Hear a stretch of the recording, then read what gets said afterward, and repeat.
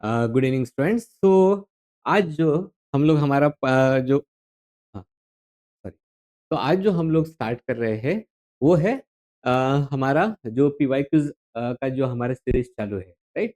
तो PY Q series में से जो जीपैट 2024 में जो फार्मास्यूटिक्स एंड अलाइड सब्जेक्ट्स होते हैं उनका हम लोग एक्सप्लेनेशन देखेंगे। मतलब और वो एक्सप्लेनेशन हमारा इधर ऐसा रहेगा कि ऐसा नहीं है कि कोई भी क्वेश्चन देख लिया फिर इसका ये आंसर, वैसा नहीं। तो हम लोग इस तरीके से पढ़ेंगे कि वो पर्टिकुलर जो टॉपिक होता है वो कंप्लीटली क्लियर हो जाए, राइट। तो now starting with the PYQs of the GPAT 2024, और उसमें जो हमारा सेक्शन है pharmaceutics and the allied subjects, right. तो उसके लिए जो हमारा सबसे पहला जो क्वेश्चन आ रहा है वो वाला क्वेश्चन है the coating of, sorry. So, question is the coating of the Udrazid Ne40D. Okay. तो यहाँ पे ये जो यूड्राजिड Na40D ये होता है हमारा uh polymer on the tablet is done to prepare.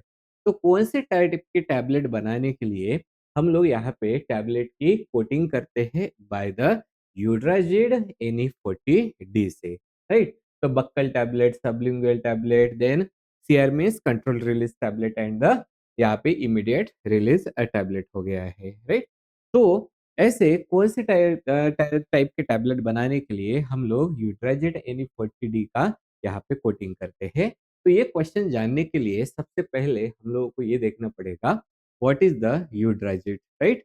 तो हमारा जो नॉर्मल हम लोग लेक्चर लेते हैं उस नॉर्मल लेक्चर में ये मैंने पहले भी पढ़ा के रखे वाला है।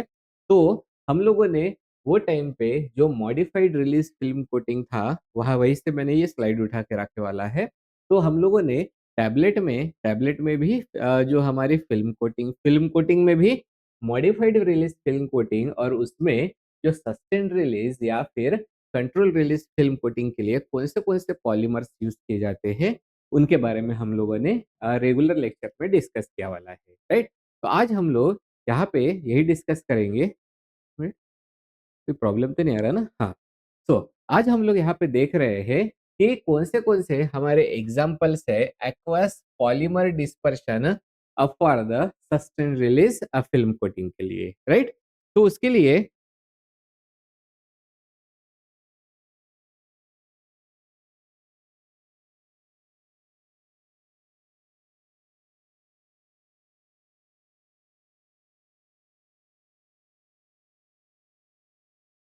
कुछ प्रॉब्लम रहेगा?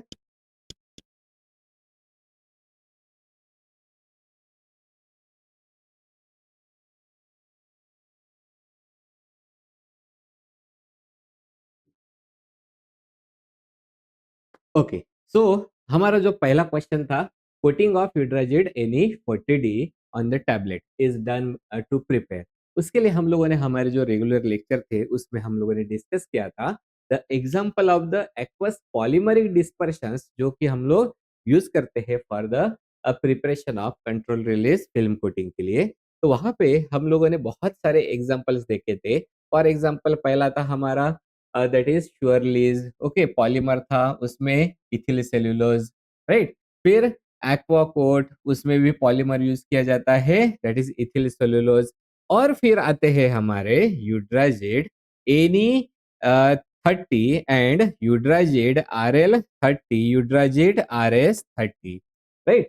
हाँ, तो ये जो हमारे पॉलीमर्स होते हैं बेसिकली यूड्राजिड के जो पॉलीमर्स होते हैं वो मतलब दो जो मोनोमर्स होते हैं उससे मिलके बनते हैं।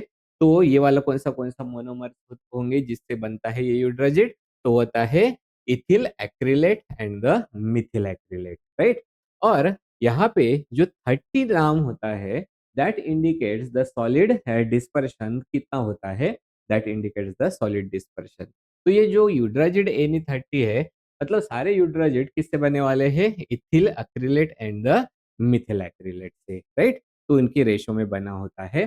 तो हम लोग जैसे ही हमारे ये जो यूड्राजिड Ne40 के बारे में देखेंगे तो ये न्यूट्रल एक्वस डिस्पर्शन होता है जो कि बने वाला है ethyl acrylate and the methyl, that is methacrylate. Okay, अब ये जो होता है ये वाटर इंसुलेबल होता है but it is permeable polymer होता है। हम लोग ऑलरेडी ये टैबलेट में काफी डिटेल में डिस्कस कर चुके हैं, जो कि फॉर्म कर देता है फ्लेक्सिबल फिल्म। और मैंने अभी अभी बताया है 40 ये जो होता है दैट विल मतलब ये 40 जो होता है वो हमेशा दिखाता है how much of the solid dispersion is there. यहाँ पे 40% रहेगा, राइट। 30 मीन्स 30% होता है, राइट। तो ये जो हमारा यूड्राजिड का जो पॉलीमर है उसकी प्रॉपर्टी ये होती है कि ये वाटर इंसोल्यूबल होता है, मतलब ये डिजोल्व नहीं होता है वाटर में क्विकली, साथ में परमिएबल होता है। इसका मतलब क्या हो गया, ये अपने अंदर से ड्रग्स के मॉलिक्यूल्स को पास होने देता है, दैट इज द परमिएबल। तो ऐसे अगर पॉलीमर है तो जो अपने अंदर से ड्रग को पास होने देता है तो वो, तो हम लोग एक ही चीज में, मतलब वहां पे वो जो पॉलीमर है वो फिर जो फ्लो ऑफ ड्रग होता है अपने अंदर से बाहर जाने वाला, मतलब उसको हम लोग बोलते हैं डिफ्यूजन, डिफ्यूजन को कंट्रोल करेगा। दैट्स वाई फिर हम लोग उसके लिए उसको यूज करते हैं for the controlled release tablet में। तो हम लोग यहाँ पे जिसका जो मैकेनिज्म ऑफ अगर ड्रग रिलीज देखेंगे तो ये जो जीआई फ्लूइड्स होते हैं वो पेनिट्रेट करते हैं पॉलीमर की फिल्म को, उसके बाद में ड्रग उसके अंदर डिजॉल्व हो जाता है, राइट, टैबलेट कोर में। फिर जो ड्रग होती है वो डिफ्यूज हो जाती है स्लोली थ्रू द पॉलीमर। मतलब यहाँ पे जो रेट लिमिटिंग स्टेप हो रही है that will be the release of the drugs. That's why हम लोग इसको यूज करके बना सकते हैं sustained release, controlled release and the extended release drugs. That's why जो हमारा सही ऑप्शन रहेगा वो होता है कंट्रोल्ड रिलीज टैबलेट। तो बाकी के क्यों नहीं हो सकते, क्योंकि अगर हम लोग बात करते हैं बक्कल टैबलेट की तो बक्कल टैबलेट के लिए जरूरत होती है म्यूको एडेसिव पॉलीमर, राइट। लेकिन इसके लिए डिफ्यूजन मेम्ब्रेन की जरूरत नहीं है। सबलिंगुअल जो टैबलेट होती है वो तो रैपिड डिसइंटीग्रेशन के लिए बना वाला है, राइट। और जो इमीडिएट रिलीज होती है उसके लिए फास्ट, उसको बोलेंगे ना फास्ट डिजॉल्विंग कोटिंग की जरूरत होती है। ओके, तो ये वाला था हमारा फर्स्ट क्वेश्चन। सेकंड क्वेश्चन में देखते हैं कि example of the BCS class 3 drugs are. तो यहाँ पे देखो क्वेश्चन कैसे उन्होंने चेंज किया वाला है। क्लासिफिकेशन तो बीसीएस क्लासिफिकेशन ही दे वाला है, लेकिन अब हम लोगों को ये जो सारे ड्रग्स होते हैं इनका सोलिबिलिटी पता होनी चाहिए और परमेबिलिटी पता होनी चाहिए, तब जाके हम लोग इस क्वेश्चन को अटेम्प्ट कर सकते हैं। तो जैसे ही हम लोगों ने पहले भी डिस्कशन करके रखे वाला है, बीसीएस मतलब क्या होता है, this is pharmaceutics biopharmaceutical classification system होता है, जहाँ जिसमें ड्रग्स को हम लोग क्लासिफाई करते हैं on the basis of the solubility and the permeability. Class 1 में आते हैं high soluble and high permeable, class 2 में low soluble but high permeable, फिर उसका उल्टा क्लास 3 में that is high soluble and the low permeable, and जो class 4 होता है उसमें low solubility and the low permeability होती है, राइट। तो यहाँ पे हम लोग हमारे ड्रग्स के बारे में देखते हैं, तो जितने भी हमारे ड्रग्स थे उसमें का जो सही ऑप्शन था वो सी ही था, क्योंकि ये बिल्कुल स्पेसिफिक क्वेश्चन है, इसमें ये ड्रग्स के बारे में पता होना ही चाहिए। तो जो हमारा असाइक्लोविर होता है it is highly soluble but poor permeable. Atenolol भी जो होता है वो हाइड्रोफिलिक होता है, लेकिन उसकी परमेबिलिटी कम होती है, राइट। अगर हाइड्रोफिलिक होता है तो हाईली सोल्यूबल हो जाएगा। और जो कैप्टोप्रिल भी होता है उसका भी सोल्युबिलिटी हाई होता है और लिपोफिलिसिटी कम होता है। इसलिए ये सारे ड्रग्स जो होते हैं वो आते हैं high solubility and the low permeability में। तो बाकी के ऑप्शंस हमारे रॉन्ग क्यों हो जाते हैं, क्योंकि ये जो हमारा टैक्सॉल होता है this is very poorly soluble drug. Aspirin जो होता है उसकी परमेबिलिटी अच्छी होती है। तो जो पैरासिटामोल होता है वो क्लास 1 में आता है which is having the high solubility as well as the permeability. Okay, इसलिए जो हमारा सही वाला ऑप्शन रहेगा that is acyclovir, atenolol and the captopril. Okay.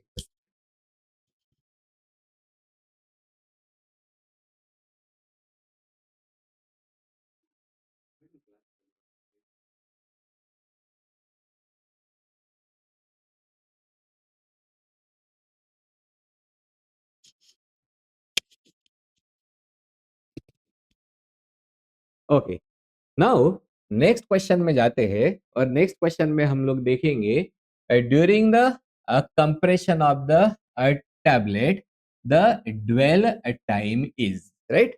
तो ड्वेल टाइम क्या होता है वो हम लोगों को देखना पड़ेगा। तो ये क्वेश्चन सॉल्व करने के लिए सबसे पहला तो पता होना चाहिए what is called as the dwell time. Okay, what is dwell time? तो हम लोग यहाँ पे देखते हैं ड्वेल टाइम वो टाइम होता है ड्यूरिंग विच जो पाउडर होता है that is under the maximum compression pressure. Okay, तो वो वाला कंडीशन यहाँ पे मतलब कितने टाइम के लिए पाउडर जो होता है वो मैक्सिमम कंप्रेशन मतलब जो हम लोग बोलते हैं ना कंप्रेशन प्रेशर के अंडर रहता है that will be called as the dwell time. अब अगर हम लोग कंप्रेशन की साइकिल देखते हैं तो कंप्रेशन के साइकिल में एक तो आता है हमारा पहला डाई की फिलिंग होती है, दूसरा प्री कंप्रेशन होता है, चौथा मेन कंप्रेशन होता है, उसके बाद में डीकंप्रेशन होता है एंड देन आता है इजेक्शन राइट। तो मैक्सिमम प्रेशर कौन से हमारे स्टेज में लग रहा है that is the main compression. Okay, और ड्वेल टाइम ये जो होता है वो इम्पोर्टेंट क्यों होता है? क्योंकि जितना ज्यादा टाइम तक उसके ऊपर प्रेशर लग के रहेगा, जितना ज्यादा लॉन्गर ड्वेल टाइम रहेगा उतनी ज्यादा स्ट्रॉन्ग टैबलेट बनती है और टैबलेट की हार्डनेस इंक्रीज होती है राइट। तो पार्टिकल बॉन्डिंग भी ज्यादा होती है, जो फ्राइबिलिटी होती है वो डिक्रीज हो जाती है क्योंकि उसके ऊपर हम लोग ज्यादा देर तक प्रेशर लगा के रख रहे हैं।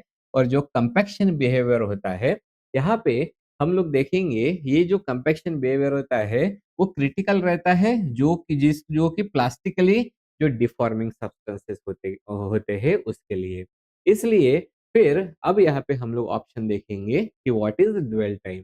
Time it takes for the punches to eject the tablet, बिल्कुल गलत। Okay, time it takes for the punches to eject the tablet right, ये मतलब दोनों भी गलत है। So time it takes for the punches to stop moving vertically and achieve the maximum penetration. Okay, और last में कौन सा हो गया?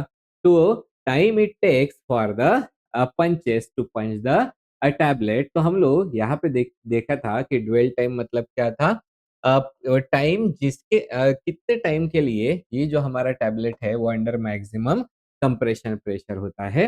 तो हम लोग यहाँ पे देखते हैं to achieve the maximum penetration in the die under the primary compression roller. तो ये वाला हो जाएगा हमारा सही वाला ऑप्शन। ओके, तो ये वाला हो गया हमारा नेक्स्ट क्वेश्चन।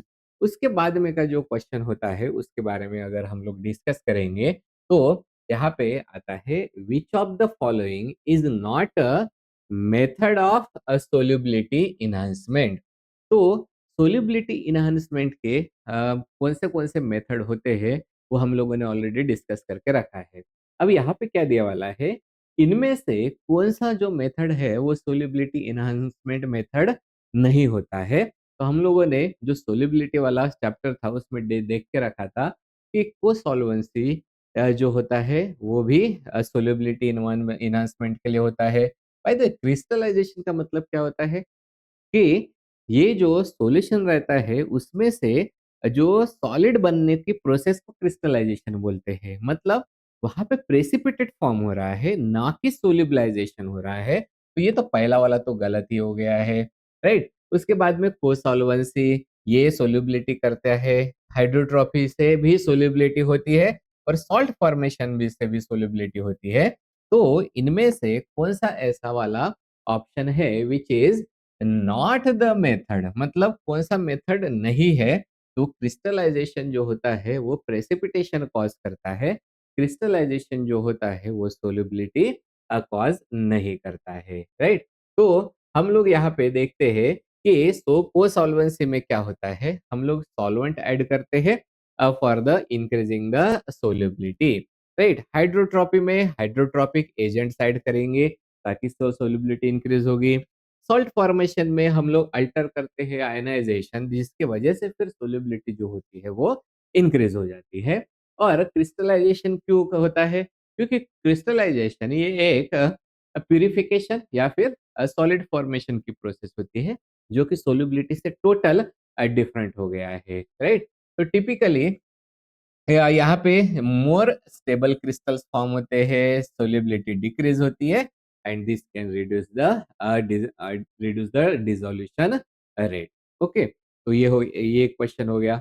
उसके बाद में का नेक्स्ट जो आता है उसमें हम लोग देखते हैं the bloom strength is directly proportional to the. सबसे पहले ये क्वेश्चन के लिए तो हम लोगों को पता होना चाहिए ये ब्लूम स्ट्रेंथ क्या होता है, राइट? तो आप लोगों ने ये देखा, मैंने जब यहाँ पे पढ़ाया था हमारे क्लासेस में, लाइव क्लासेस में, तब में हम लोगों ने जो टैबलेट जो सॉरी जो कैप्सूल था, कैप्सूल में जो जिलेटिन का प्रोडक्शन देखा था, उसमें जो जिलेटिन के टेस्ट होते हैं उसके लिए हम लोगों ने देखा था ब्लूम स्ट्रेंथ। तो बेसिकली ये जो ब्लूम स्ट्रेंथ होता है वो मेजर करता है स्ट्रेंथ एंड द रिजिडिटी, और उसको यूज किया जाता है gelatin gel forming polymers and the liquid filled capsules के लिए, राइट? तो हम लोगों ने जब लाइव क्लास हमारा चलता है उसमें ये डिस्कस किया था कि जो हमारे टेस्ट होते हैं जिलेटिन के, तो जिलेटिन के टेस्ट के लिए एक जो टेस्ट होती है वो कहलाती है ब्लूम स्ट्रेंथ। ओके, तो यहाँ पे ब्लूम वैल्यू जो होता है वो मेजर करता है जेलिंग पावर और द जेल स्ट्रेंथ, राइट? तो ये जो ब्लूम स्ट्रेंथ होता है वो एक्चुअली होता क्या है? यहाँ पे हम लोग सबसे पहले एक जेल बना देते हैं, और वो भी जेल कैसे बनेगा?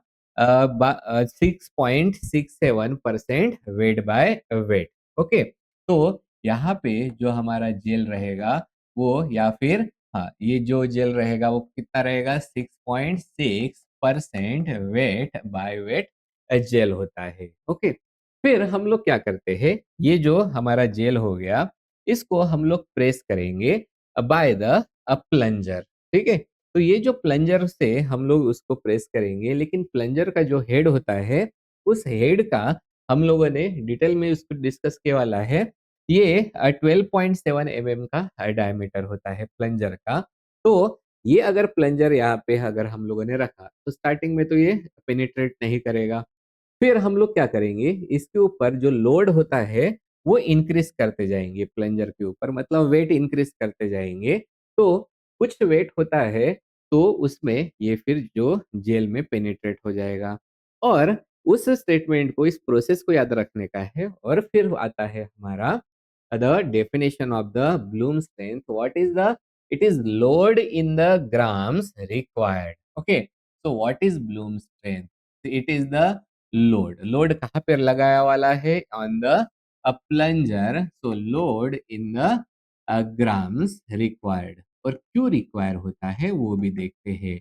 required क्या के लिए required है? To depress the gel. कितना gel? 6.67% weight by weight. Okay, so they are required to depress the gel of 6.67% weight by weight. लेकिन कितने से डिप्रेस होना चाहिए वो भी तो इम्पोर्टेंट है ना। तो कितना डिप्रेस होना चाहिए? That is by the 4 mm, by the 4 mm। तो हम लोगों ने बिल्कुल इसको डिटेल में डिस्कस किया वाला है। तो इसी को बोला जाता है ब्लूम स्ट्रेंथ। अगर ब्लूम स्ट्रेंथ ज्यादा है, ओके, मतलब यहाँ पे ज्यादा लोड लगाना पड़ रहा है, तो ब्लूम स्ट्रेंथ कैसा रहेगा? ज्यादा। तो हार्ड कैप्सूल के लिए हम लोग देखते हैं 232 टू 75 ग्राम, एंड सॉफ्ट जो कैप्सूल होते हैं दैट इज 150 टू 195 ग्राम से होता है। तो ये ब्लूम वैल्यू हो गई है। तो हम लोग यहाँ पे देख पा रहे हैं कि अब हमारे जो चारों ऑप्शन है, तो bloom strength is directly proportional to density. Density से तो कोई वास्ता नहीं है, विस्कोसिटी भी नहीं है। तभी अभी फिर हम लोगों ने क्या देखा था? स्ट्रेंथ एंड द स्टिफनेस के लिए, मॉलिक्यूलर वेट के लिए भी नहीं है, right? So Bloom strength will directly proportional to the strength and the stiffness of the gel or the gelatin, right?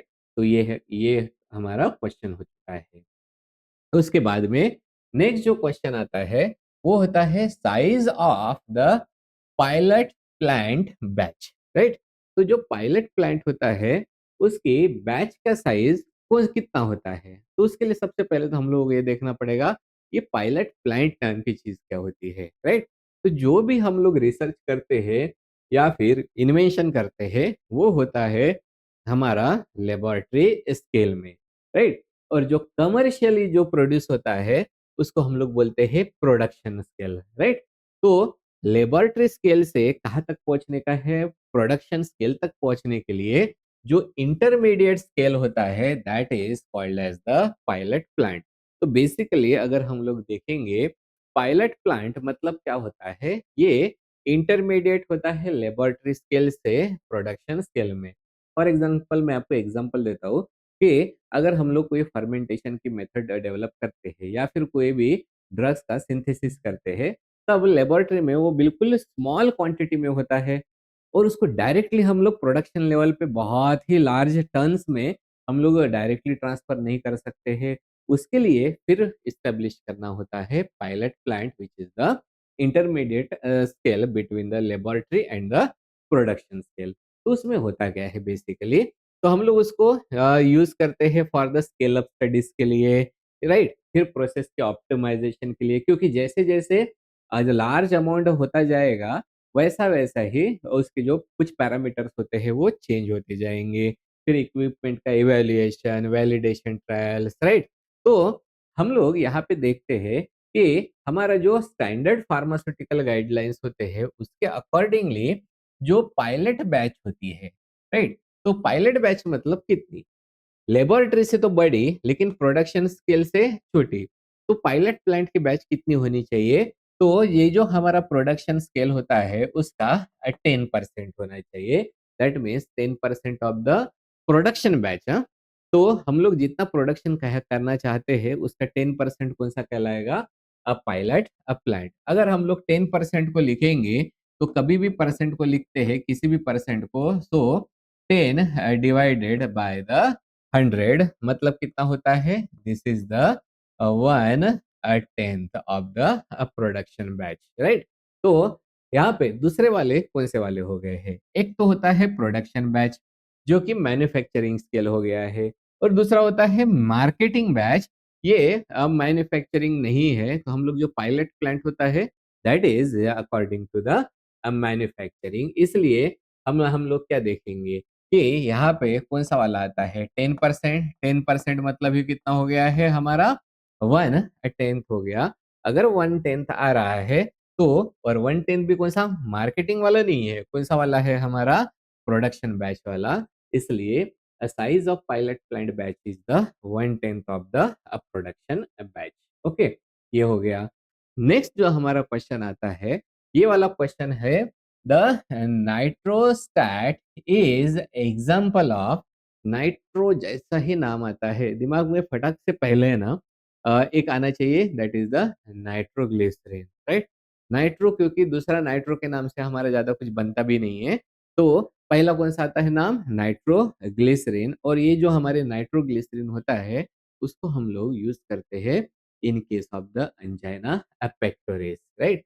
और अंजाइना पेक्टोरिस के लिए जब हम लोग यूज़ करते हैं, तब उसका एक्शन बहुत फ़ास्ट आना चाहिए और साथ में ये जो नाइट्रोग्लिसरीन होता है, उसका एक प्रॉब्लम भी होता है कि उसका हेपेटिक फर्स्ट पास इफ़ेक्ट भी काफ़ी सारा होता है, वो भी बायपास होना चाहिए। तो उसके लिए हम लोगों को या कौन-सा वाला मिल जाएगा और देखो, अंजाइना को अवॉइड करने के लिए या फिर अंजाइना पेक्टोरिस का जो चेस्ट पेन चालू हो जाता है, उसको अवॉइड करने के लिए हम लोग ये नाइट्रोग्लिसरीन लेते हैं। तो उसके लिए हम लोगों के पास में सबसे बेस्ट ऑप्शन होता है that is the sublingual tablet, right? तो ये जो नाइट्रोस्टैट रजिस्टर्ड है वो वाला Nitrostat as you can say it is the nitroglycerin sublingual tablet, right? Which is used for the acute angina attack to prevent the जो angina वाला pain होता है वो भी कम हो जाता है और उस अटैक में हम लोग यूज़ करते हैं। और उसका सबलिंगुअल रूट में क्यों देते हैं नाइट्रोग्लिसरीन को, ये भी हम लोग डिस्कस कर लेंगे। तो नाइट्रोग्लिसरीन जो होता है, उसका फर्स्ट पास मेटाबॉलिज़्म एक्सटेंसिव हो जाता है। फर्स्ट पास मेटाबॉलिज़्म का मतलब जैसे ही सिस्टमिक सर्कुलेशन में जाएगा और लिवर से पास हो जाएगा, लिवर उसको मेटाबोलाइज़ कर देगा, तो ड्रग अभी बची ही नहीं रहेगी, उसका मेटाबॉलिज़्म हो जाएगा। तो बहुत ज़्यादा मेटाबॉलिज़्म लिवर कर देता है, तो वो एक्शन के लिए बचता नहीं है, that is the first pass metabolism. इसका हाफ लाइफ भी शॉर्ट रहता है और ये इस कंडीशन में अंजाना पेक्टोरिस में हम लोगों को रैपिड जो होता है वो ऑनसेट चाहिए होता है, राइट? तो जैसे ही हम लोग सबलिंगुअल डोसेज फॉर्म देते हैं, तब रैपिड एब्जॉर्प्शन होता है, डायरेक्ट सिस्टेमिक सर्कुलेशन में एंट्री हो जाती है और वो अवॉइड कर लेता है hepatic first pass effect and साथ में आती है immediate action, right? So that's why फिर हम लोग यूज करते हैं नाइट्रोग्लिसरीन को in the angina pectoris in the sublingual tablet के फॉर्म में। ओके, एक क्वेश्चन हो गया। नेक्स्ट जो आता है वो क्वेश्चन है the rate limiting step for the absorption of controlled release tablet. तो कंट्रोल रिलीज टैबलेट के लिए रेट लिमिटिंग स्टेप कौन सी वाली है? तो आप लोगों को सबको एक चीज पता होनी चाहिए, मैंने लास्ट एक्सप्लेनेशन में भी बताया था। तो यहाँ पे जो भी हम लोग बात करते हैं rate limiting step, right? Rate limiting step मतलब जो स्लोवेस्ट स्टेप होती है, हम लोग देखते हैं स्लोवेस्ट स्टेप को यूजुअली हम लोग रेट लिमिटिंग स्टेप बोलते हैं, राइट? या फिर वो ऐसी स्टेप जिसमें सबसे ज्यादा एनर्जी कंज्यूम होता है उसको भी कभी कभी रेट लिमिटिंग स्टेप बोलेंगे। बट ओवरऑल जो डेफिनेशन होता है रेट लिमिटिंग स्टेप मतलब the slowest step of particular pathway, right? तो अब ये कैसा किस्सा होता है, सपोज एक चीज से दूसरी चीज होने के लिए इसमें बहुत सारे स्टेप्स है। सपोज 5 स्टेप्स है एक चीज से दूसरी, जैसे हम लोग देखते हैं ना कि हमारा बायोकेमिस्ट्री में भी हम लोग देखते हैं, तो ग्लूकोज का पायरुवेक एसिड में कन्वर्ज होने के लिए बहुत सारे स्टेप्स होते हैं। उसमें से जो स्लो वाली स्टेप रहेगी that will be called as the rate limiting step, right? तो अब हम लोग बात करते हैं जो कंट्रोल्ड रिलीज टैबलेट होती है, उस उसमें जो एब्जॉर्प्शन होता है, ये what is the rate limiting step for the absorption of the control release tablet, right? तो कंट्रोल रिलीज टैबलेट्स में से जो एब्जॉर्प्शन होता है उसके लिए रेट लिमिटिंग स्टेप कौन सी होती है? पहले पहला ऑप्शन दिया वाला है डिसोल्यूशन ऑफ द ड्रग, तीसरा वाला हो गया है एक्सक्रीशन ऑफ द ड्रग, चौथा मेटाबॉलिज्म एंड तीसरा मेटाबॉलिज्म और चौथा डिस्ट्रीब्यूशन। ओके, तो यहाँ पे अगर कॉमन सेंस भी लगाया ना, किसी ने कुछ पढ़ के भी नहीं रखा ना, तभी भी आंसर आ जाएगा, क्योंकि एब्जॉर्प्शन के बाद में ही सारी चीजें होती है। तो पहला हमारा कौन सा रहेगा, बाकी के कैंसल आउट कर दिए तो आ जाएगा डिसोल्यूशन। लेकिन हम लोगों को उसके साथ में जो एग्जैक्ट इंफॉर्मेशन होती है वो भी पता होनी चाहिए। तो अगर हम लोग यहाँ पे देखेंगे जो कंट्रोल रिलीज सिस्टम होता है, राइट? तो कंट्रोल रिलीज सिस्टम जो होता है वो होता है कंट्रोल ड्रग रिलीज के लिए। तो अगर हम लोग एब्जॉर्प्शन का सीक्वेंस देखेंगे तो सबसे पहले अगर ओरल डोसेज फॉर्म के लिए देखते हैं, सबसे पहले ड्रग रिलीज होगी। ड्रग रिलीज होने के बाद में सबसे पहले ड्रग डिजॉल्व होगी, राइट? उसके बाद में ड्रग का परमिएशन होगा, राइट? और उसके बाद में फिर सिस्टेमिक एब्जॉर्प्शन होगा। तो सबसे पहले ड्रग रिलीज होगी, राइट? इसके लिए अगर हम लोग नॉर्मल टैबलेट के लिए बात करते हैं तो टैबलेट डिसइंटीग्रेशन, टैबलेट डिसोल्यूशन, उसके बाद में फिर ड्रग का परमिएशन कंसिडर होता है, ड्रग परमिएट होता है और उसके बाद में सिस्टेमिक एब्जॉर्प्शन होता है। तो इसमें जो कंट्रोल रिलीज होता है उसमें जो हमारा डिसोल्यूशन जो होता है वो सबसे स्लोवेस्ट स्टेप होता है। दैट्स व्हाई ये जो हमारा यहाँ पे कंट्रोल रिलीज रिलीज हो रहा है, ओके, ये तो बाद में होगा, परमिएशन वगैरह नहीं तो परमिएशन चला जाता था, राइट? तो ड्रग को यहाँ पे एब्जॉर्प्शन के लिए कंट्रोल रिलीज में, क्योंकि वो जो हम लोगों ने अभी यूड्राजिड वाला भी एग्जांपल देखा था ना, वो जो पॉलीमर्स होते हैं उन पॉलीमर्स से डिफ्यूज होके ड्रग रिलीज होगी। मतलब वो ड्रग जब डिसॉल्व होगी उसके बाद में ही वो एब्जॉर्ब होगी। That's why the rate limiting step for the absorption is the dissolution of the drug. उसके बाद में सारे आते हैं, इसलिए excretion, metabolism and distribution are not the example. Okay, हो गया ये वाला क्वेश्चन। अब हम लोग जाएंगे हमारे नेक्स्ट क्वेश्चन पे। नेक्स्ट क्वेश्चन क्या बोल रहा है, the core tablet coated with cellulose acetate phthalate. Okay, तो टैबलेट का जो कोर है उसको हम लोगों ने कोट कर दिया सेल्यूलोज एसीटेट थैलेट से, has been administered to the patient. अब ये पेशेंट को हम लोगों ने दे दिया वाला है। Where do you expect the drug to be released? तो बेटा क्वेश्चन क्या है, टैबलेट को हम लोगों ने किससे कोट किया वाला है? सेलुलोज एसिटेट थैलेट से कोट किया वाला है। तो अब ड्रग कहाँ पे रिलीज होगा? स्टमक में, इंटेस्टाइन में, लीवर में या फिर ओरल कैविटी में? तो अगर आप लोगों को कौन बनेगा करोड़पति खेलने का है तो 50-50 पहले ही कैंसल आउट हो जाएगा, liver and the oral cavity. तो बचता कौन सा है हमारा? Stomach and the intestine. उसके लिए पता होना चाहिए हम लोगों को regarding the cellulose acetate phthalate के बारे में, राइट? तो हम लोग डिस्कस करेंगे। तो जब मैंने, फिर से एक बार बताता हूँ, जब मैंने ये टैबलेट पढ़ाया था हमारे लाइव लेक्चर्स में, तब हम लोगों ने डिस्कस किया था जो मॉडिफाइड रिलीज फिल्म कोटिंग होती है उसमें भी आती है enteric film coating. Okay, enteric film coating में कौन से पॉलीमर्स, कॉमनली यूज पॉलीमर्स होते हैं, उनको जिनके बारे में हम लोगों ने डिस्कस किया था। तो पॉलीमर्स कौन से हैं? Cellulose acetate phthalate, cellulose acetate sorry, it is called as the trimelitate and the polyvinyl acetate ethelate, right? उसके बाद में हमारा जो hydroxy propyl methyl methyl cellulose phthalate था, right? Hydroxy propyl methyl cellulose acetate succinate था, right? और ये जो है poly, this is the methacrylate and the ethacrylate, right? तो ये जो तीनों के तीनों भी है, this are the Eudragits, right? तो हम लोगों ने इनके बारे में ऑलरेडी डिस्कस करके रखे वाला है, वही का मैंने ये उठा के लाया वाला है स्लाइड स्क्रीनशॉट, राइट? तो हमारा जो पहला वाला हम लोगों ने ऑलरेडी डिस्कस किया था, यहाँ से ये पता चल जाता है। तो जो हम लोग क्लासेस में हमारे पढ़ते हैं उससे हम लोग, हमारे क्वेश्चन सॉल्व होते हैं या फिर नहीं होते हैं, राइट? तो हम लोगों ने देखा था पहला जो पॉलीमर था सेलुलोज एसिटेट थैलेट, उसके लिए ही हम लोगों ने सीधा सीधा ही इंफॉर्मेशन क्या पढ़ के रखने वाली है? This is dissolve about the pH of 6। Okay, इसलिए उसको हम लोग यूज करते हैं एज अ इंटरिक कोटिंग मटेरियल।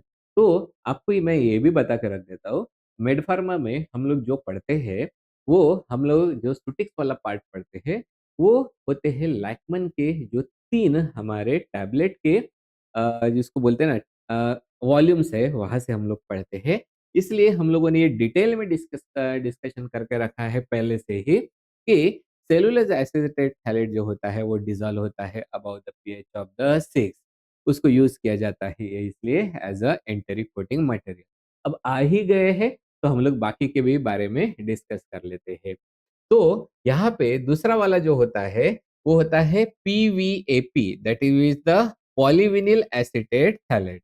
ये जो पॉलीविनिल एसिटेट थैलेट होता है वो एक्चुअली डिराइव होता है, जो हम लोग पॉलीविनिल एसिटेट होता है उसका स्टेरिफिकेशन करते हैं विद द एथेलिक अनहाइड्राइड के साथ में।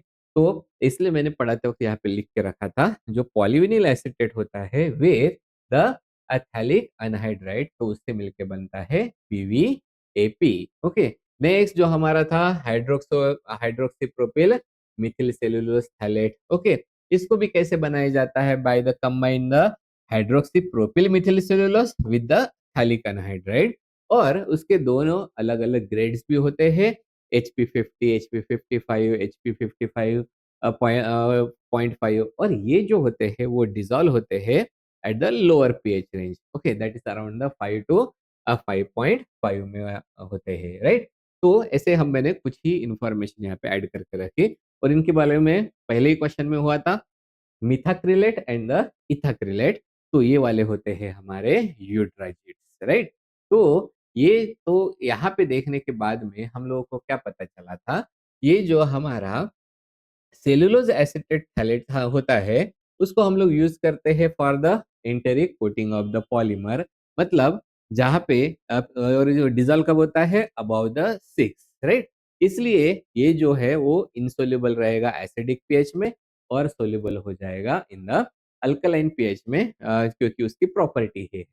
तो स्टमक जो होता है उसका जो एक्चुअल पीएच रहता है दैट इज अराउंड 1 1 2 3, और इंटेस्टाइन का होता है that is the around the 6 to 6 7.5 में। तो अबव 6 मतलब जो सेलुलोज एसिटेट थैलेट होता है that is going to be dissolved in the alkaline, मतलब 6 के ऊपर वाला जाने वाला है, मतलब वो जाएगा और डिसॉल्व होगा in the intestine. Got it? तो ये इस तरीके से हमारे क्वेश्चंस रहते हैं फार्मास्यूटिक्स में, इसलिए आप लोगों को जो डेप्थ में नॉलेज होना ज़रूरी होता है फार्मास्यूटिक्स का, राइट? तो ये वाला क्वेश्चन हो गया।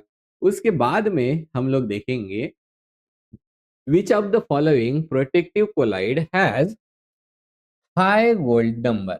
तो इनमें से कौन-सा ऐसा प्रोटेक्टिव कोलाइड है, क्योंकि चारों के चारों भी प्रोटेक्टिव कोलाइड है, राइट?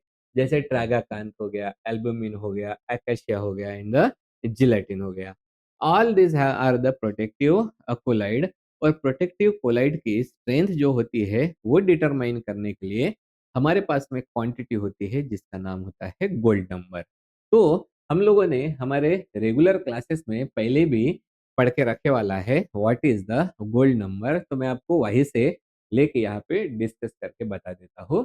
तो मैंने तब यहाँ पे बताया था कि जो हमारा गोल्ड नंबर होता है, राइट? तो यहाँ पे देखो प्रोटेक्टिव कोलाइडल जो एक्शन होता है वो कैसे आता है। हमारे पास में जो हाइड्रोफोबिक कोलाइड होते हैं, राइट? फॉर एग्जाम्पल ऐसे हाइड्रोफोबिक कोलाइड हो गया जिसके ऊपर पॉजिटिव चार्ज है, फिर उसमें हम लोग ऐड करेंगे प्रोटेक्टिव कोलाइड, और वो ऐड करेंगे हम लोग हाइड्रोफिलिक कोलाइड। ऐसे हाइड्रोफिलिक कोलाइड ऐड करेंगे जिसके ऊपर अभी नेगेटिव चार्ज है। तो ये करते क्या है, ये जाके सराउंड कर देते हैं इन हाइड्रोफोबिक कोलाइड को, राइट?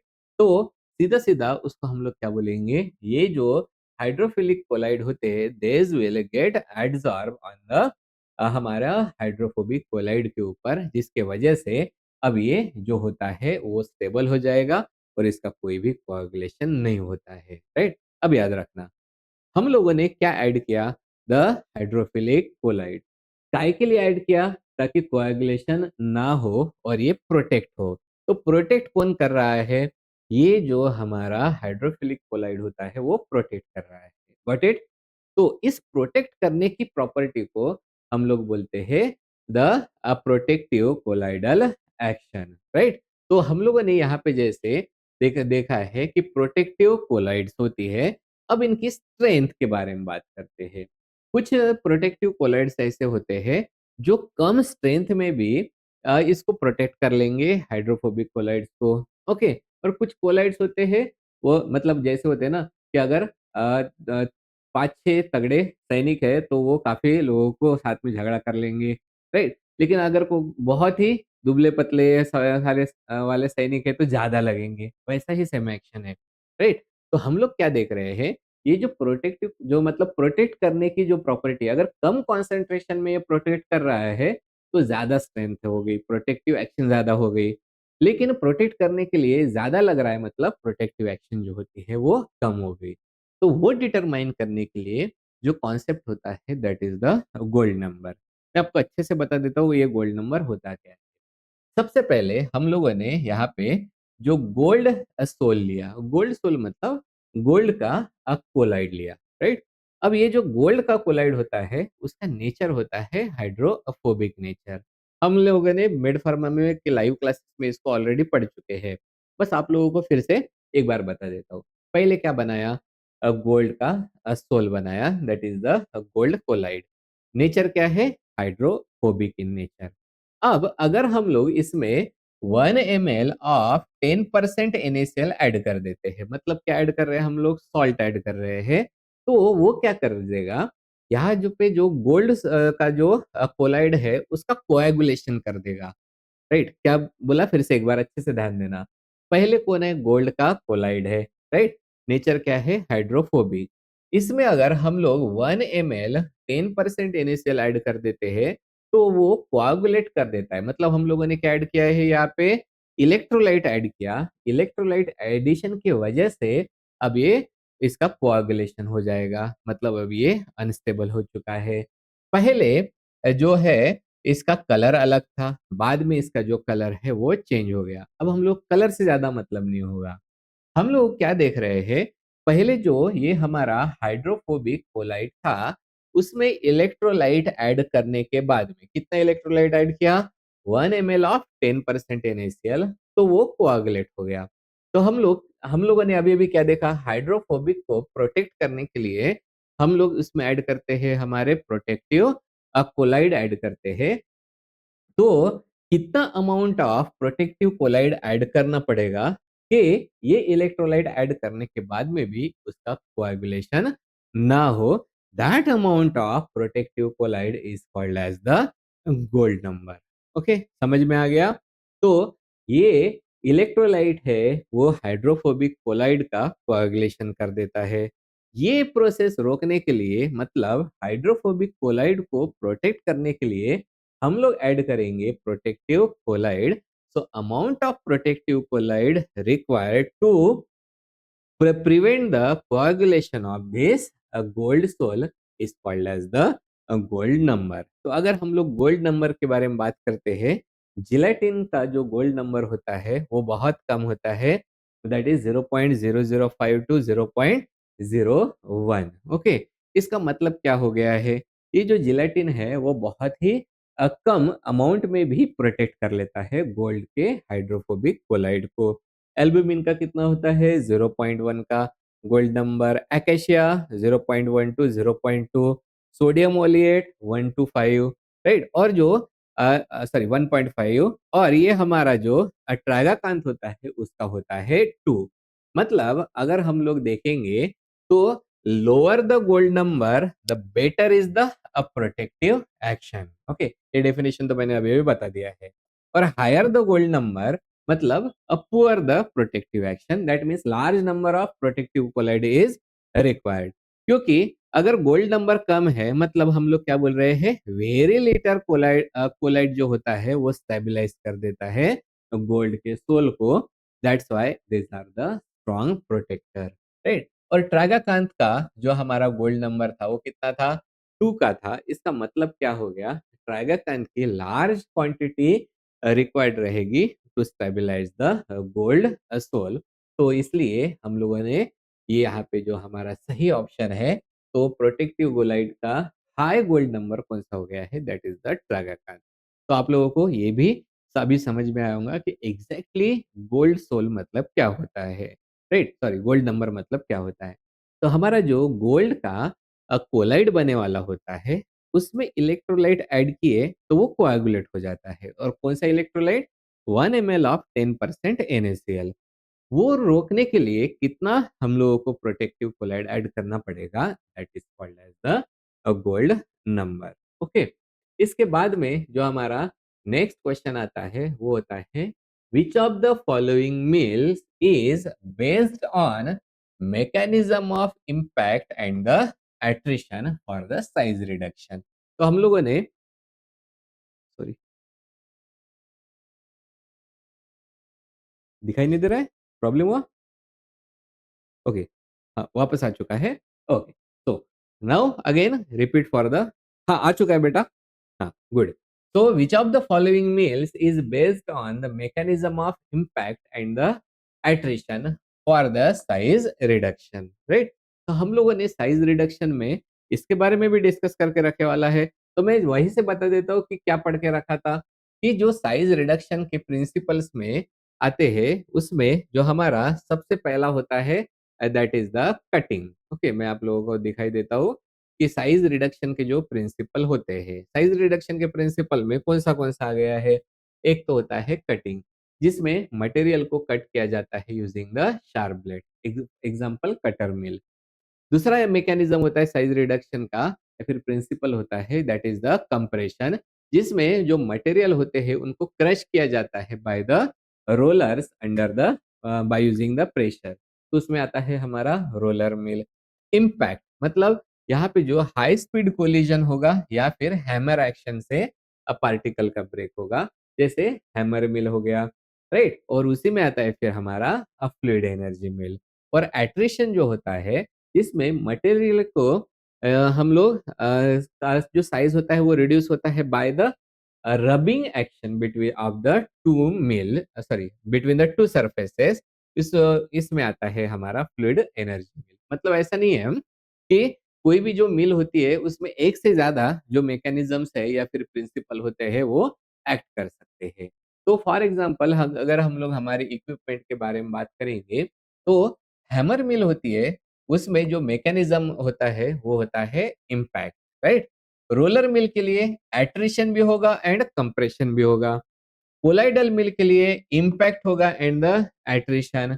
बॉल मिल के लिए impact and the attrition. And जो फ्लूइड एनर्जी मिल होती है उसके लिए भी होता है impact and the attrition, right? तो ये सारी चीजें हम लोग ऑलरेडी पढ़ चुके थे हमारे लाइव क्लासेस में। तो हम लोग ये वाला क्वेश्चन देख लेते हैं, यहाँ पे कौन से मिल्स है जो कि इम्पैक्ट और एट्रिशन के ऊपर डिपेंडेंट होता है। रोलर है क्या? नहीं, राइट? तो यहाँ पे रोलर वाला कौन सा वाला हो गया है? Attrition as well as the compression. Colloidal mill भी नहीं होता, हैमर मिल भी नहीं है।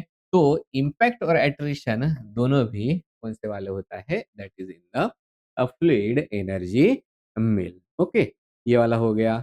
देन नेक्स्ट क्वेश्चन आता है, जिसके बारे में हम लोग डिस्कस करेंगे।